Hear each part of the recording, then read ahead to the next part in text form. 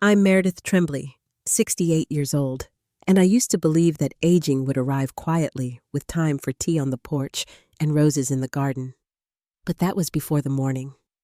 I stood frozen beside my rose bushes, pruning shears locked in my hand, unable to move my fingers or call for help. When I came to, in the hospital, they told me it was a microstroke minor. They said fixable, and I believed them. What I didn't know was that those two words would change everything. Not just my body, but my home, my freedom, my place in my own family. Before I go any further, let me know where you're listening from in the comments and hit that like and subscribe button if you've ever had to remind someone that you're not done living just because you're older. I've lived in Horn Lake most of my life, tucked into a modest brick house James and I bought before Randy was born. I taught elementary school art for over 3 decades, raised my son with a strong sense of right and wrong, and spent quiet evenings in the kitchen he built with his own hands. We believed in respect, kindness, and pulling your weight. James was a security consultant, practical and steady. He passed away 10 years ago, sudden heart attack, and since then, I've been on my own.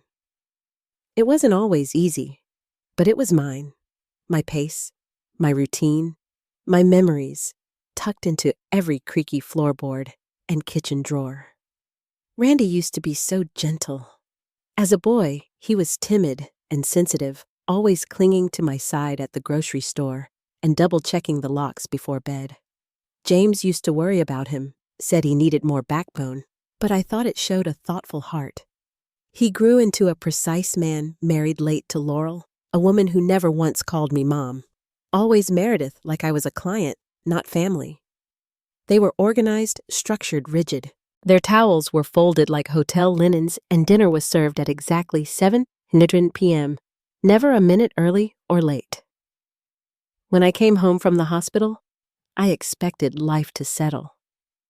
I was a little unsteady, sure missed a dose of medication once or twice, left the kettle on a time or two, but nothing major. I told Randy I'd be fine in my own house. I had neighbors' routines and more than enough strength in me to live out my days surrounded by James's memory. At first, he seemed to understand. He brought groceries checked in, even installed a smart thermostat, small things manageable. But then my car keys vanished. He said the doctor advised against driving. Then cameras appeared in my kitchen and living room just in case.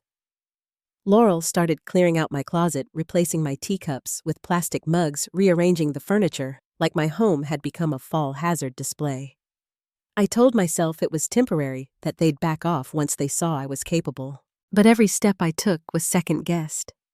Laurel never spoke with warmth, always that syrupy tone that dripped with judgment.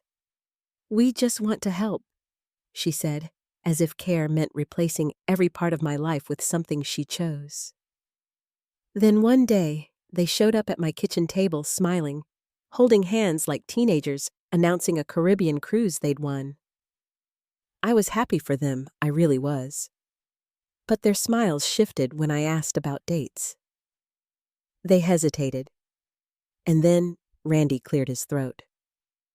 They didn't want me staying home alone.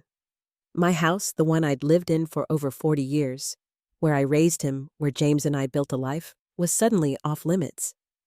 They offered options. I could go stay with my sister Vivian, who hadn't called in 3 years, or have a live-in caregiver, or accept daily check-ins from strangers and eat from meal trays someone else selected. They discussed it all like I wasn't sitting at the table, like my opinion didn't carry weight anymore. When I pushed back when I said I'd be fine, Randy's voice hardened. "We can't take chances," he said. Laurel folded her arms. They weren't asking. They were deciding. I knew my son well enough to see it in his eyes. He'd already made up his mind. The next morning, he returned with a locksmith. They would change every lock. Doors that only opened from the outside. He called it protection. I called it prison. That night, after they left, I sat in the quiet of my living room staring at the photo of James on the mantel. I wasn't just losing access to the outside world. I was losing my right to live my own life. But I remembered something James used to say whenever life backed us into a corner. "Don't panic, Mary. Just find the door they forgot to lock." And that's exactly what I intended to do. By the time Randy returned the next morning, I had barely slept. I'd sat in the chair in the corner of the living room for hours, staring at the old wallpaper we'd picked out back in '88. It had pale blue flowers, faded now, curling slightly at the seams, like everything else in this house, a little worn, but still holding. When I heard the car outside, and then the sound of the front door unlocking, I didn't get up. I wanted him to feel like a stranger stepping into someone else's home. He didn't come alone. Laurel walked in behind him, brisk and polished, and a third man followed, stocky in his 50s, with a red tool case in one hand and uncertainty written across his face. "Mom," Randy said, glancing into the living room, "you didn't answer the phone." "We were worried." I closed the book I hadn't been reading and set it on my lap. "You're locking me in this house, Randall. What does it matter whether I answer or not?" Randy looked away. He hated it when I called him by his full name. He always had. "Don't be dramatic, Mom. We're just trying to keep you safe. Call it whatever you want," I replied, rising slowly to my feet. "It doesn't change what it is." Laurel stepped in, smoothing the hem of her beige pantsuit and offering that polite smile that never touched her eyes. "Meredith, this is Mr. Patterson. He's going to help us with the locks." Mr. Patterson gave a quick, awkward nod. "Ma'am, I'll be as quick and clean as I can." I looked at him calmly. "Tell me, Mr. Patterson, do you often install locks that only open from the outside?" He glanced at Randy, clearly unsure of how to respond. "Mom," Randy interrupted enough. "Mr. Patterson, please start with the front door." As the man stepped into the hallway, Laurel followed behind him, probably to supervise. I stayed where I was, arms crossed, facing my son. "Why are you doing this?" I asked. "Why can't you just accept that I'm capable?" "We've had this conversation," Randy said, voice tight. "You forget things. You leave the stove on. You got lost coming back from the grocery store." Once I corrected, it happened once on a foggy day. A kind passerby helped me, and I came home safely. Randy didn't respond. Instead, he exhaled sharply and looked toward the hallway. "You're not just forgetting, Mom. It's not safe. So you lock me in my own home." My voice shook, not with fear, but with something deeper, like a child or a patient. "I'm protecting you," he said, his tone rising. "Why can't you understand that?" I stared at him for a long time. "You think this is love, Randall, but it feels like control." The sound of the drill buzzed from the hallway, sharp and unforgiving. It reminded me of sitting in the dentist's chair, helpless under fluorescent lights. "We can find another way," I said, softer now. "I can stay with Mrs. Fletcher's daughter for a few days. Or I could even—" "It's already done," Randy interrupted. "We've made a plan. Laurel's got everything laid out. It's just 2 weeks." Laurel returned then, a plastic organizer in one hand and a thick folder in the other. "We'll walk through it together," she said briskly. "Everything's labeled and scheduled." She placed the folder on the coffee table and sat across from me, opening it to the first page. "Meals will arrive 3 times a day. I've selected the dishes based on your dietary needs. Here's the menu." She handed me a sheet with printed columns and color-coded highlights. I didn't take it. She pressed on. "Your medications are pre-sorted into daily containers. Each slot is labeled by time. The electronic alarm will notify you when it's time to take them." I glanced at the device on the end table, small, gray, impersonal. "You'll receive visits from Mrs. Donovan on Tuesdays and Fridays." Laurel continued. She'll check your vitals and ensure you're staying on track." As she talked, she moved papers like pieces on a chessboard. Emergency numbers, schedules, warnings, restrictions. Her voice stayed even, but each word felt like a line being drawn around me. I clenched my hands in my lap, nails biting into my palm. "And your phone," Laurel added. "Lifting another piece of paper will be limited to landline calls only. We're taking the cell. You often forget to charge it." That was the moment I stopped listening. She went on something about locking down the computer, limiting websites, preventing scams. Her words blended with the drilling noise in the hallway. I stood without thinking. "That's enough," Meredith Laurel said, startled. "I'm not done yet, and I'm done listening." I looked at her squarely. "You're turning my house into a cage. I understand that now. You don't have to say another word." Laurel's expression tightened. "We're doing this for your own good."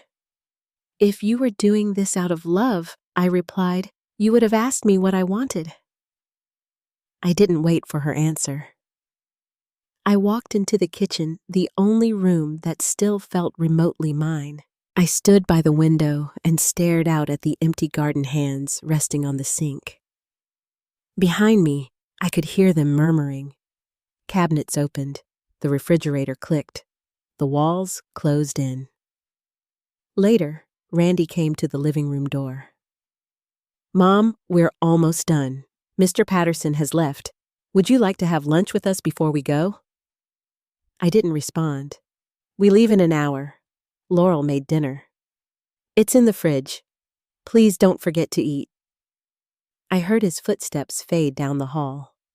When the front door closed behind them and the sound of the car faded down the street, the silence in the house was so complete, it felt unnatural. I walked from door to door, testing each one. The front door wouldn't budge. The back door the same. Even the garage had been sealed tight. Every exit had been taken from me. I sat back down in the living room, tears prickling my eyes. I hadn't cried in months, not since the day James died, not since the stroke. But now, as I stared at the locked doors, I felt it coming hot, bitter, humiliating. I let the tears fall. Hours passed like that. Shadows stretched across the floor. I didn't move. I just sat in silence. At some point, I noticed a small brown sparrow perched on the windowsill. It hopped from side to side, tilting its head as if inspecting me.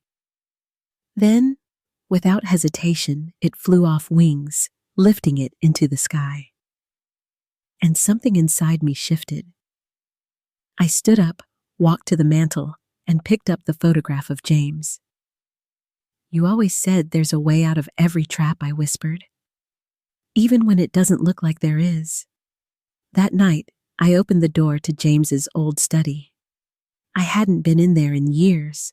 The scent of pipe tobacco still clung to the air. I ran my hand across his desk, opened the drawer he used to keep locked, and there beneath a velvet lining, I found what I didn't know I'd been looking for. His lockpick set.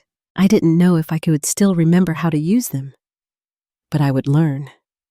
Because tomorrow, I wasn't going to be trapped. The third day of confinement began with steady rain tapping against the windows, filling the house with the soft sound of water running down the panes. It made the air feel heavier, like the house itself was grieving alongside me.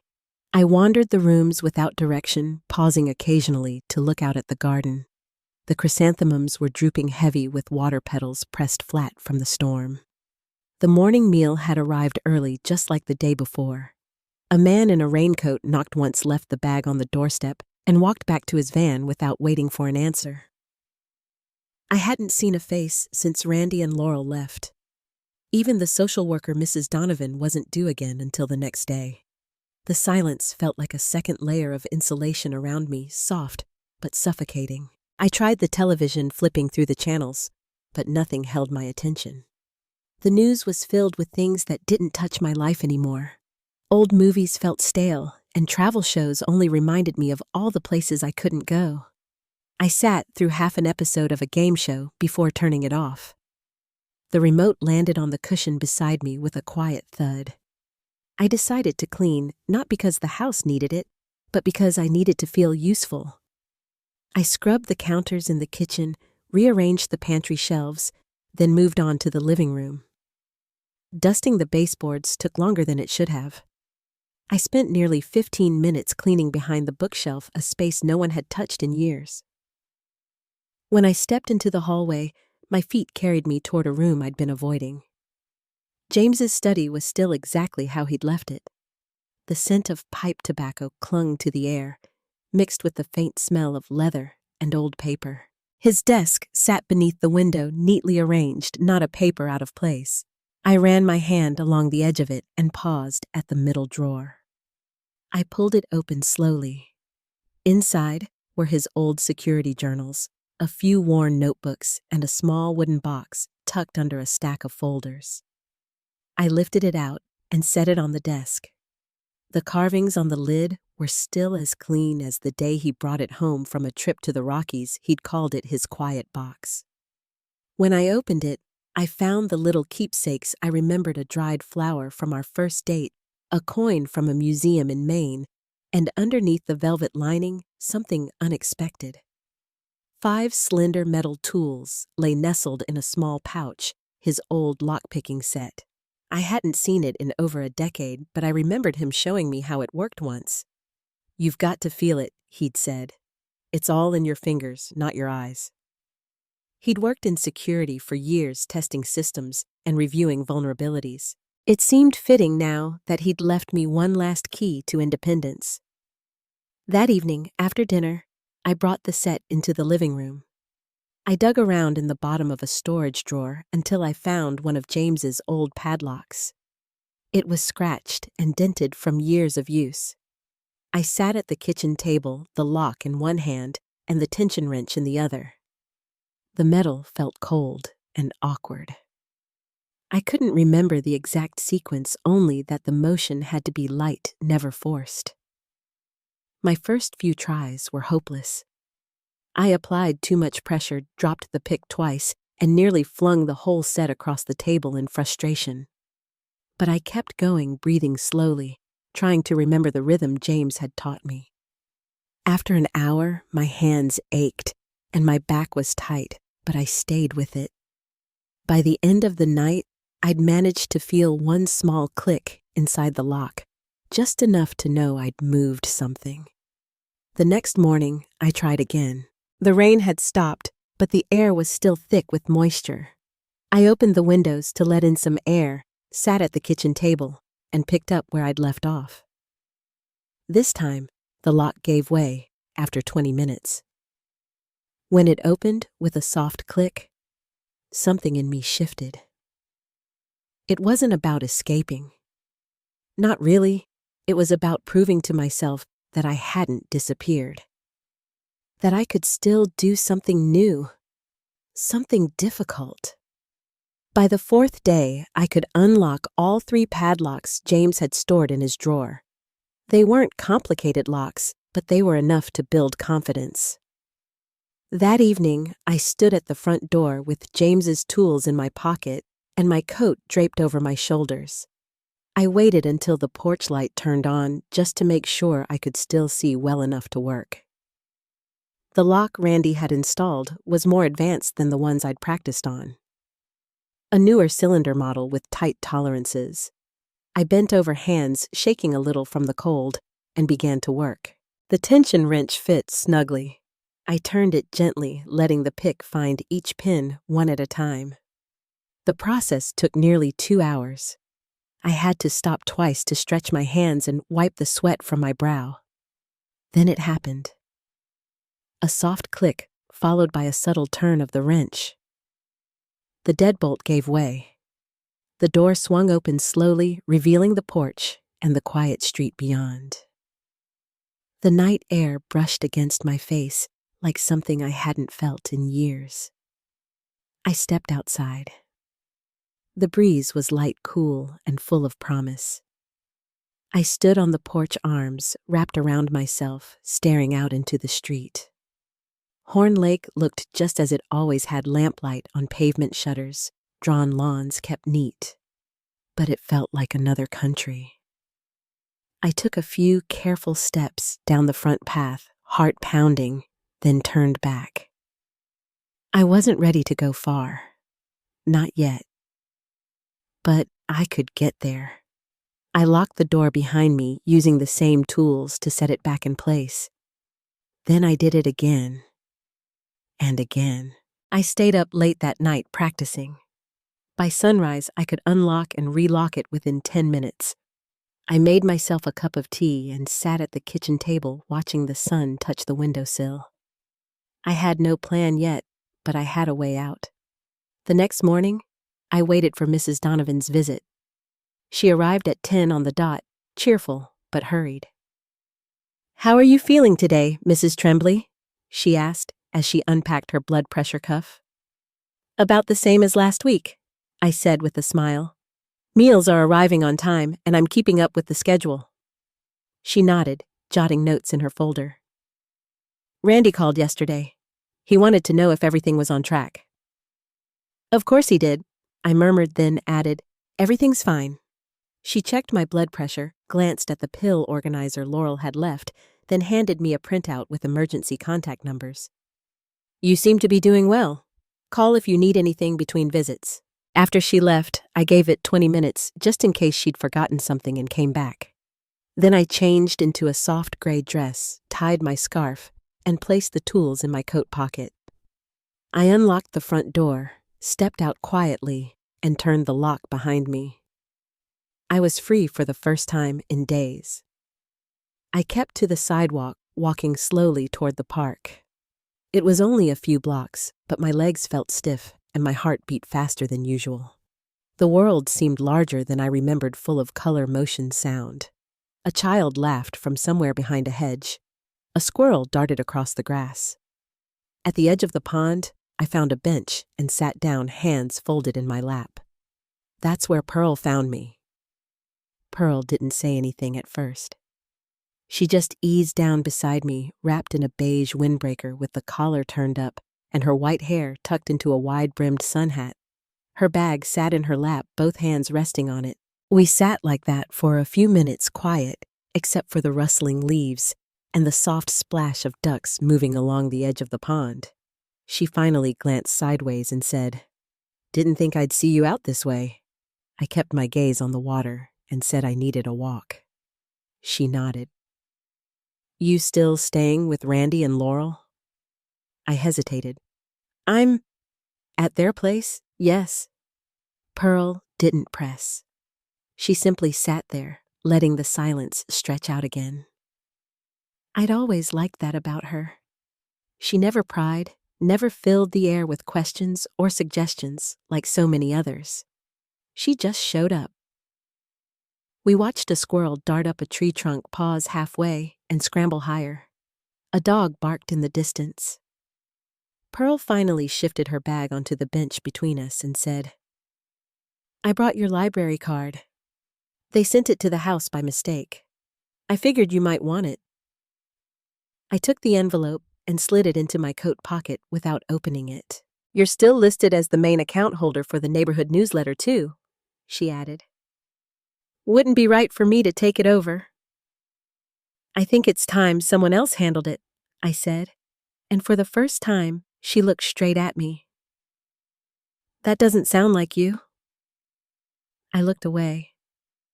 "Maybe it's who I am now." Pearl didn't argue. She just reached into her bag and pulled out a folded paper. "I found something you might want to see. Laurel posted it on Facebook. Thought maybe you weren't checking." I took the paper from her and unfolded it slowly. It was a printed screenshot, a photo of my own kitchen table, now covered in Laurel's party platters, and Randy's whiskey bottles. The caption read, "Finally turning Mom's place into something useful." There were laughing emojis, thumbs up, dozens of comments. I stared at the paper, my hands growing cold. My living room, my curtains, my heirloom quilt on the back of the armchair. was now their backdrop. Their friends posed in front of the fireplace I'd decorated every Christmas for 40 years. Pearl cleared her throat. I thought you'd want to know. I folded the paper again and slipped it into my coat. Thank you. You know, Pearl said, brushing something from her knee, just because people act like they've won doesn't mean they actually have. I'm tired, Pearl. She nodded. I know, but you don't have to stay tired. We sat there for another minute before she stood and placed a small notepad on the bench beside me. That's the lawyer James used for the zoning permit years back. I checked he's still in town. I looked at the notepad, then at her. Why? Because you're still on the deed, Nora. It's your house. You never signed it over. I let that sit between us. The breeze picked up slightly, and I felt it tug at the edges of my scarf. Pearl gave my shoulder a gentle squeeze. You've got more fight in you than you think, she said. And then she walked away, her shoes crunching softly on the gravel path. I stayed on the bench for a long time. When I finally stood up, the notepad was still there, the name printed in crisp black ink, Leonard D. Forrester, Esq. Back at the house, I locked the door behind me and carried the notepad to James's study. I set it beside the wooden box with the lockpicks and sat down at the desk. My hands were trembling, not from fear, but from something else.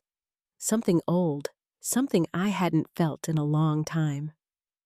I picked up the phone and dialed the number on the notepad. The line rang twice before a receptionist answered. Forrester and Lane, how may I help you? I'd like to speak to Mr. Forrester. My name is Nora Tremblay. One moment, please. The line went quiet, and then a voice came on. Deep, familiar. Mrs. Tremblay, Mr. Forrester, I need to ask you about a property deed. My husband filed paperwork with you years ago. I never signed anything. I need to know where I stand. There was a pause, then he said, Come in tomorrow. Bring any documents you still have. We'll look into it together. I thanked him and hung up my hands, still resting on the receiver. That night, I didn't sleep. I sat in James's chair, staring at the photo Pearl had given me. I thought about the couch they were sitting on, the lamp beside them, the doily under the punch bowl, all mine, all placed carefully chosen over years of work and memory, and now being used to mock me. At sunrise, I gathered every document I could find, utility bills, mortgage statements, insurance records. I packed them neatly into a folder and placed it on the table beside my coat. I didn't touch the lockpick set. I didn't need it that morning. I arrived at Mr. Forrester's office right at 9. The building hadn't changed, still had the same brick entryway and ivy climbing up the left side. Inside, it smelled faintly of paper and lemon oil. He greeted me kindly, motioned for me to sit, and took the folder from my hands. We spent the next hour going over every piece. When he reached the bottom of the stack, he looked up and said, You're right. Your name is still on everything. There's no record of a transfer. I felt the breath leave my body. So they're occupying a house they don't own. If you want to press charges, we can. But if you'd rather start with a formal eviction, I can draw it up today. I nodded slowly. Start with the notice. Once I file this, they'll have 30 days to leave. Good. He slid the papers back toward me. If they push back, you'll need to be prepared. I'm ready. When I stepped out of the building, the sun was higher in the sky. I walked slowly, the folder tucked under my arm, feeling every step beneath my shoes. I passed a bakery, bought a coffee, and sat at a bench across the street. I watched cars go by, watched children tugging at their parents' hands. I watched the world move, and I let myself believe for the first time in weeks that I hadn't disappeared. Back at home, I made a list, not just of what needed reclaiming, but of who to call neighbors, friends, the few people who still saw me. I started with Pearl. She answered on the second ring. I went, I said. I knew you would. We talked for 20 minutes. By the time I hung up, the sun had started to dip toward the west. I stepped onto the porch, leaned against the railing, and let the warmth settle into my shoulders. Across the street, Randy's truck wasn't in the driveway, but I knew it wouldn't be long before he came back. And this time, I'd be ready. Randy showed up the next morning around 9. I was sitting in the kitchen, coffee half drunk, listening to the wind press against the windows. I saw his truck pull in from the corner of my eye and heard the gravel crunch under his boots as he climbed the steps. He didn't knock, just opened the door like he always had and called out, "Ma." I stood and walked into the hallway. He froze when he saw me. "What are you doing here? I could ask you the same." He stepped fully inside, holding a small grocery bag. Laurel sent me over to grab the charger from the guest room. "She's working late tonight." I nodded. "You might want to grab everything else while you're at it." He frowned. "What's that supposed to mean? There's an envelope in the living room. Take it with you." He brushed past me, annoyed. I watched from the hallway as he tore open the envelope. His eyes moved across the page, then again, slower. This is an eviction notice." I kept my voice steady. 30 days. You can contest it if you like, but it won't go far." He turned to face me. Me face flushed. "You can't be serious." "I am. You're doing this now. After everything Laurel's been helping run the bills you've been hosting parties in my living room," I said, "calling it your house." He opened his mouth, but nothing came out. Then he set the notice down like it burned his fingers. "This is about your pride, isn't it?" "No, Randy.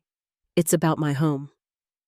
He shook his head and walked out without another word, slamming the door behind him. The kitchen clock ticked louder in the silence that followed. I sat back down and finished my coffee. The next few days passed in a blur. I called the electric company, the bank, the water department. Everything had to be corrected, updated, cleared. Every time I heard a truck outside, I braced myself for Randy or Laurel, but they didn't come back. Instead, Laurel's sister Dana showed up one afternoon. I recognized her right away, tight ponytail, heels too high for gravel, sunglasses that looked more expensive than practical. She didn't smile. "You really think you're going to win this?" I stood on the porch and didn't invite her in. "Laurel says you're being irrational," she said. "She took you in when you had nothing, and now you're throwing them out." "I had a home." "They took it from me," she scoffed. "You know Laurel's pregnant, right?" "That stopped me cold. I don't know what you're trying to prove," Dana went on, "but throwing out a woman in her 3rd trimester isn't going to look good. You could just let them stay. It's a big house." I looked at her quiet for a long beat. "It's not about space. It's about respect." Dana didn't reply, just turned and walked back down the steps. She didn't even look back. That night, I pulled out James's toolbox from the garage. I wasn't sure what I was looking for, maybe just something to hold in my hands, something solid. I found an old ledger tucked beneath a pile of cloth. Pages of our budgets, lists of home repairs, even notations in James's neat handwriting. Paint east fence. Ask Nora recolor. That made me sit down hard on the step. I ran my fingers over the letters. This was our house. Not perfect, not grand, but it was ours. Every corner of it held a choice we'd made together, and I wasn't going to let it become someone else's backdrop. The next morning, I visited Mr. Forrester again. He already had a thick file waiting for me. "They haven't responded formally," he said, "but I've been hearing things through the grapevine, like what Laurel's trying to claim the house was gifted to them." My stomach clenched. "There's no deed, no transfer." "I know. But perception matters, especially if this goes public. I want it done the right way." He nodded. "Then we'll keep going." That night, I received a voicemail from Randy. Just a few sentences. Ma, we're not trying to hurt you. We just thought you were done. With the house, with everything. I don't know what you want anymore. I sat with that message for a long time. I didn't delete it, but I didn't respond either. The next day, Pearl stopped by again. She brought bread and a small tin of jam. We sat on the back porch. You did it, she said. Not yet. No, but you've started. That's more than most. We watched the sky turn from soft blue to gold. I could hear cicadas in the trees and a train in the distance. Pearl sipped her tea. You think they'll try to fight it? They might. Then you hold steady. I nodded. That's the plan. Inside, I opened the hall closet and pulled down a box labeled Christmas. Old. Tucked between garland and a cracked snow globe was a photo album I hadn't seen in years. I carried it to the living room and sat cross-legged on the floor. There we were, James Randi as a boy me in a red sweater holding a pie. One photo at a time, I watched the years roll forward. First day of school, bike rides, Laurel holding a newborn in the hospital long before things turned. Somewhere along the way, I'd stopped seeing this place as mine. I let their voices grow louder than my own, but not anymore. The sun dipped lower, and the house around me felt quiet again, but not empty. I closed the album and placed it on the coffee table. Then, I turned off the lights, locked the door, and went to bed. That Friday, I heard the mail truck sputter to a stop. I hadn't been expecting anything, but something made me walk out and check the box anyway. Tucked between a flyer for car insurance and a catalog I'd never signed up for was a thick white envelope. My name was handwritten across the front in stiff, familiar letters. I opened it on the porch. Inside was a single page, Laurel's handwriting this time. Neat and practiced. We've decided not to fight this. The house clearly means more to you than it does to us. We'll be out by the 20th. No apology, no explanation, just a date. I folded the letter slowly and stared out over the yard. The dogwood tree had started to drop its leaves and the porch rail needed repainting. I hadn't noticed either in weeks. That evening, I called Mr. Forrester. They're leaving, I said, voluntarily. There was a pause. Then his voice came back through calm and careful. That's good news. It should feel like it. And it doesn't. I hesitated. I don't know what it feels like yet. That weekend, Pearl and I drove out to the feed store together. She didn't ask questions. We picked up potting soil and a few mums, and I let her talk about her daughter's new job in Arizona. It was the first time in months I'd felt like myself again. When I got back, Randy's truck was in the driveway. Laurel wasn't with him. He was sitting on the steps with a cardboard box next to him. I didn't think you'd be here, he said. You knew I would be. He stood. I brought back a few things. Stuff from the attic. Thought maybe you'd want it. I nodded toward the box. Put it inside. He carried it in and placed it gently on the table. Then he lingered by the window looking out. Laurel says we should have talked to you first. Before moving in. I didn't say anything. She says it got out of hand, and she's right. But I think we didn't know what we were doing until it was already done. I kept my hands folded. You knew you didn't ask. He nodded. I did. I just thought you'd be okay with it. I wasn't. Another pause. You ever think, he said slowly, that maybe we just didn't know how to be family after Dad died? I turned to him. Grief doesn't give you permission to bulldoze someone else's life. He didn't argue, just picked up his keys and turned to go. At the door, he looked back. I'll send someone for the furniture next week. After he left, I opened the box. Old holiday cards, a chipped mug I'd forgotten, a picture frame with no photo inside. In the bottom corner, there was a folded piece of paper. I recognized the handwriting immediately, James. It was a note he'd written years ago, probably slipped into one of my birthday cards. "You keep the lights on in this house, Evelyn. You always have." I sat there for a long time with that note in my lap. The next few days were quiet. Laurel didn't come by again. I heard from Pearl that Dana had flown back to New York, apparently unimpressed by small-town drama. The silence in the house didn't feel hollow. It felt clean, like someone had opened a window after a long winter. On the 20th, a moving truck came. I watched from the kitchen as Laurel supervised a few men hauling out a sofa, some end tables, a heavy dresser. She never came to the door, never waved. When the truck pulled away, she stayed behind for a moment, standing in the driveway, arms crossed. I opened the front door. She turned.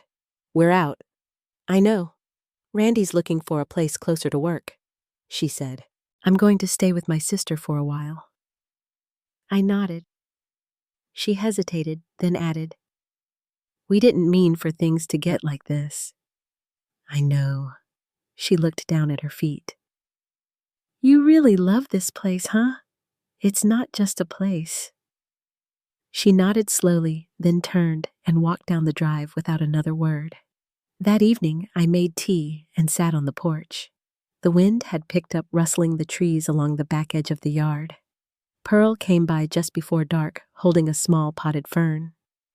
"For the windowsill," she said. New season. We sat together for a while, watching the stars come out.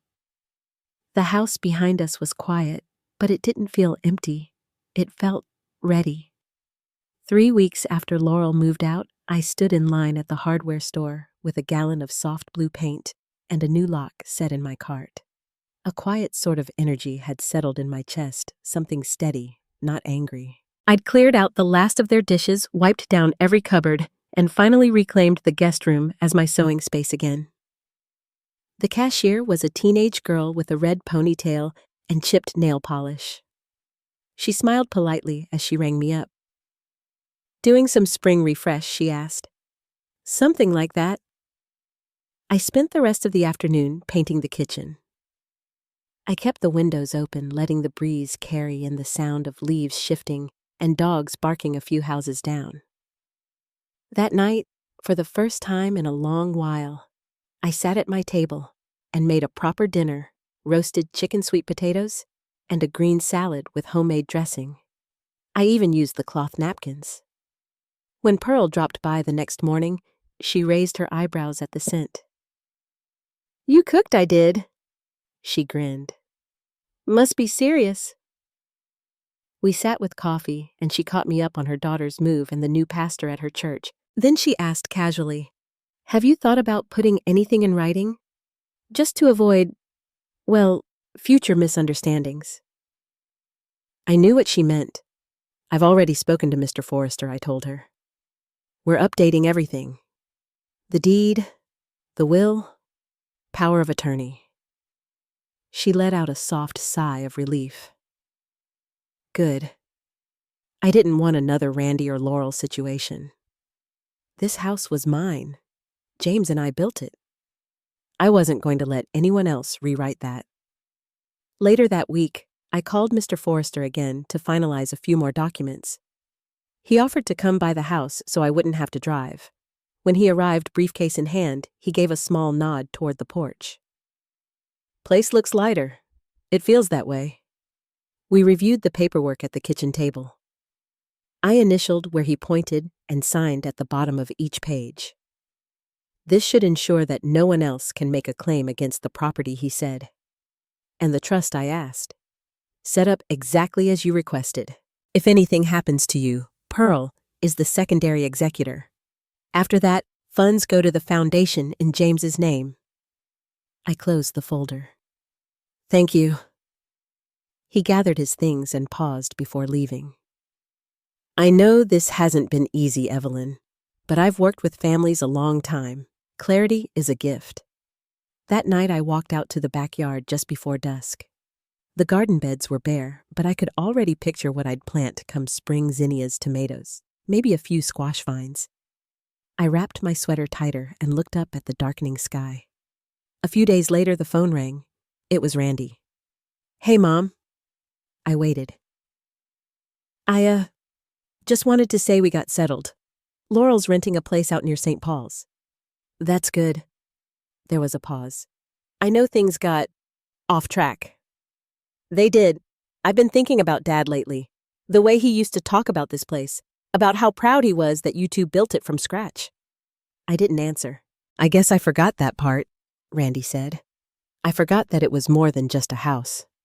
I didn't. "I know." There was another long silence. "Well, he said, I just wanted to say that. Thank you for calling." After we hung up, I sat quietly for a while. I wasn't angry anymore, but I also wasn't ready to open the door again. Not yet. 2 days later, Pearl and I went to the farmer's market. We bought apples and fresh honey, and she convinced me to try a new lavender lotion made by a woman named Dolores, who sold handmade soaps. When we got back, we sat on the porch with our baskets between us. "Do you think they'll come around again?" Pearl asked. "Maybe. And what'll you say if they do?" I looked out at the yard where sunlight spilled through the branches of the old maple tree. "I guess it depends on how they come." Pearl nodded. "Fair enough." We sat there for a long while after that, listening to the wind move through the leaves. It didn't feel like waiting. It felt like living. The sun was setting when Pearl left, and I lingered a moment longer on the porch, feeling the day draw to a gentle close. There was a hush in the neighborhood, that easy quiet I'd learned to treasure, the sort that lets you hear your own heart and remember you're still part of the world. For the first time in months, I felt a kind of peace settle over me. The rooms inside no longer echoed with old arguments or uneasy silences. Each cupboard and drawer had been put back in order, not for anyone else's approval, but for mine. I moved through the kitchen and living room with a slow, steady gratitude, breathing in the simple comfort of a home reclaimed. Later, I called Randy. The conversation was brief, but softer than before. We talked about the coming winter and whether he'd planted bulbs at his new place. There was no apology, not really, but there was something better, a willingness to listen. We didn't need to agree on everything. It was enough for now to know that I could draw my own boundaries and still leave the door open just a crack for whatever healing might come. Laurel hadn't called, but I no longer looked for her number or waited for any explanation. Sometimes the right thing to do is let people find their own way, even if it means they circle back to you slowly, or maybe not at all. I spent the next days busy with little things, planting late daffodils, writing out recipes for the church newsletter, reading on the porch swing as the wind picked up. Pearl dropped off a loaf of her cinnamon bread, and we made plans to visit the county fair in October. Every small kindness, every laugh or shared cup of coffee felt like a thread weaving me back into the fabric of my own life. One afternoon, as I sat with my sewing, I thought about everything I'd been through. The slow erosion of freedom, the sting of being doubted, the surprise of finding strength in places I didn't expect. I learned that standing up for myself didn't mean shutting people out, but letting them know where I begin and end. I learned that dignity is something we claim, not something others can give or take away. Most of all, I learned that justice, in its quietest form, can look a lot like peace. So, if you're still listening, I hope my story reminds you that it's never too late to choose your own life again. Whether you're setting out alone or starting over with family, your worth doesn't come from anyone's approval but your own. If you've ever had to reclaim your space, your voice, or your joy, I hope you'll share a piece of your story too. And if you found a little courage or comfort here, Don't forget to subscribe for more stories like this one. We're all finding our way home one day at a time.